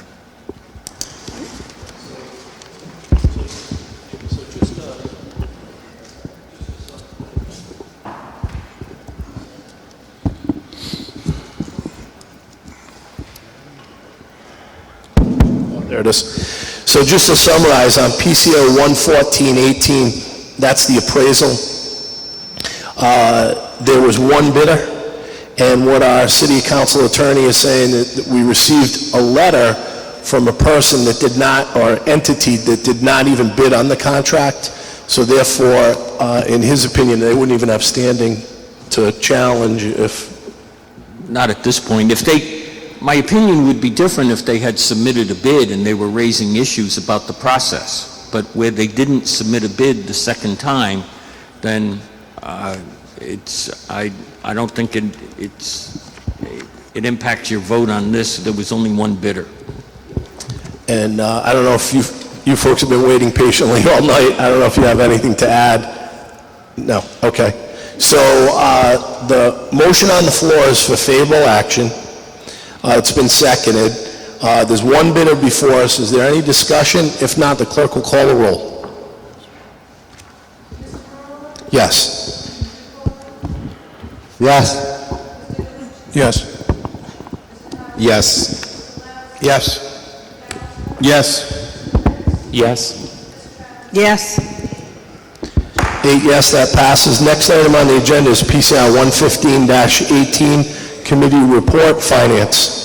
Yes, thank you, Mr. President. We have 2019-61-061, it became PCR 115-18. It was voted favorable with amendments. Okay, so is somebody going to move that favorable? Do we have a motion for favorable? Favorable by Councilman McAllister, seconded by Councilman Howe. And is there any discussion, or is there an amendment first? Councilman Lattiser. Yes, Mr. President, the amendment is to reduce the vendor award to 2. It's Power and Quaker Transmission. Okay, and is that, so the amendment's to make it 2 vendors, is that correct? That's correct. Okay. It's Power Product Systems, by the way. Okay. Is there a second to that amendment? Councilman Howe, Councilman McAllister. Any discussion? If not, the clerk will call the roll on the amendment. Yes is for favorable. Yes. Yes. Yes. Yes. Yes. Yes. Yes. Yes. The amendment stands passed. Could someone move it as amended? Move favorable as amended. Councilman Lattiser, seconded by Councilman McAllister. Councilman Howe. Any discussion? If not, the clerk will call the roll for favorable action as amended. Yes. Yes. Yes. Yes. Yes. Yes. Yes. Yes. That stands PCR 115-18 stands passed. Next item on the agenda is PCR 116-18. Mr. President, that was amended because I believe you need to recuse. Yes. So is there a motion? There's a motion for favorable action? Motion for favorable action. Okay. Seconded by Councilman McAllister and Councilman Howe. Any discussion? If not, the clerk will call the roll. Abstain. Yes. Yes. Yes. Yes. Yes. Yes. Yes. 116. One abstain, okay. PCR 116-18 stands passed. Next item on the agenda. Yeah, we're back to number one. That's second passage for PCO 1418, an ordinance amending Article 5, foreclosure of owner-occupied homes. Do I have committee report, health, education, and welfare? Favorable action? For favorable action, Councilman Howe. Move favorable action, Mr. President? Do I have a second? Councilman Lattisaw. Any discussion on second passage? If not, the clerk will call the roll. Yes. Yes. Yes. Yes. Yes. Abstain. Yes. Yes. PCR 1418 passes. Next item on the agenda is PCO 1815, Neighborhood Improvement Program, an ordinance that will make landlords responsible for the cost to pick up debris left on the street by tenants. This is not drafted. Committee report ordinance. Hold until August 15th. Hold until August 15th. Next item on the agenda is PCO 37-16, an amendment to the purchasing order. This is first passage. It's not drafted. Committee report, finance. I believe that was held till September, 17. I'm sorry, 17. 17th. Held till September 17th. Next item on the agenda is PCO 218, tax sale. Policies and procedures for collecting past due water sewer bills. And that's not drafted. Committee report, finance. Hold September 17th. Hold till September 17th. Next item on the agenda is PCO 818, an amendment to ordinance prohibiting smoking in all schools. First passage, committee report, health, education, and welfare. Favorable action? For favorable action, Councilwoman Travis. I move favorable action on PCO-8-18. Do I have a second? Councilman McAllister. Councilman Howe. Any discussion? If not, the clerk will call the roll. Yes. Yes. Yes. Yes. Yes. Yes. Yes. Yes. PCO 818 stands passed for first passage. Next item is PCR 165-17, sale of former Christopher Rhodes Elementary School. Councilman Ricks on behalf, Councilman Ricks, but it's not drafted. Committee report, public properties. Will be continued to August 15th? Continue to August 15. Next item on the agenda is PCR 5718, a resolution supporting gun-free schools. Committee report, health, education, and welfare. Hold till September 5th. Hold till September 5th. Next item on the agenda is PCR 9118. We already did those two. 9 and 10 are done. New business, PCR 10718, resolution relative to placing a stop sign on Essex Road at the intersection of Fairfax Drive. Committee report, public safety. Favorable action? Favorable action. For favorable action, Councilman Ricks. We move for favorable action. Move for favorable action, seconded by Councilwoman Travis, Councilman McAllister, Councilman Howe. Any discussion on the stop sign? If not, clerk will call the roll. Yes. Yes. Yes. Yes. Yes. Yes. Yes. Yes. PCR 10718 stands passed. Next item on the agenda is PCR 10818, resolution relative to placing a stop sign at the intersection of Connecticut Street and Blanchard and yield sign at the intersection of Connecticut Street and Bellevue Avenue. Committee report, public safety. Favorable action? Favorable action. For favorable action, Councilman Ricks. I move for favorable action.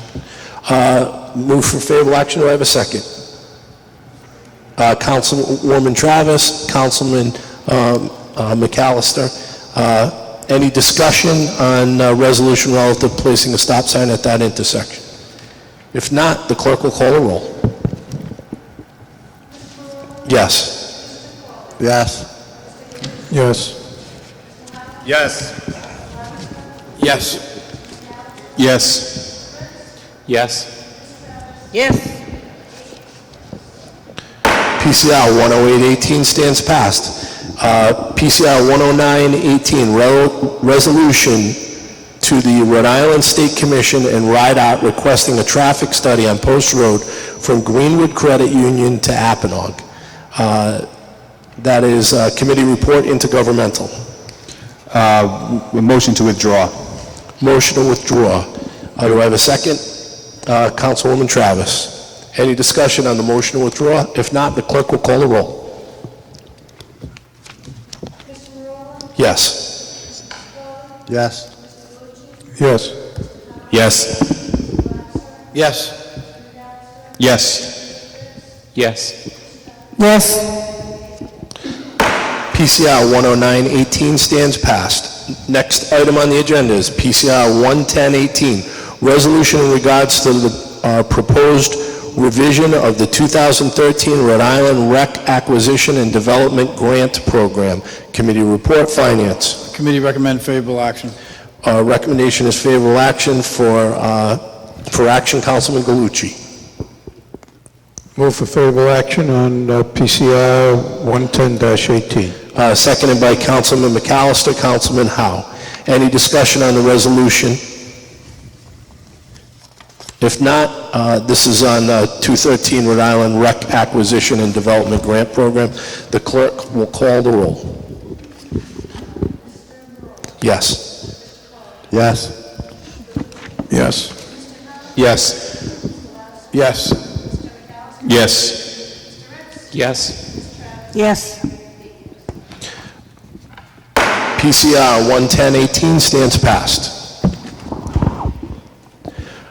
Next item on the agenda for referral and advertising, an ordinance relative to an amendment to the future land use map, FLUM, to consolidate waterfront business zones to conform with existing marine use of the subject property. And that's just an announcement for referral and advertising.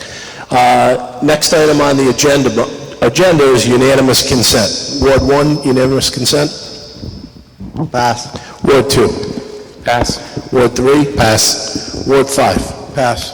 Ward 6? Pass. Ward 7? Pass. Ward 8? Pass. I pass. If there's no further business, I'd move to Councilman Galucci, if you can move us to the docket session. Move to adjourn to the docket session. Do I have a second? Second by Councilman Howe. Okay, Ward, well, we're going to vote on that first. All in favor? Aye. All opposed? Okay, first on the agenda, Councilman Corley, do you have anything to docket? Yes, two. One is a resolution for yield signs at the roundabout of Algonquin and Spring Green with a traffic study that has been completed. That will be public safety. And the second one is for an ordinance change to remove the no parking signs on the east side of Bank Street and change the no parking signs on the west side to read no parking this side with a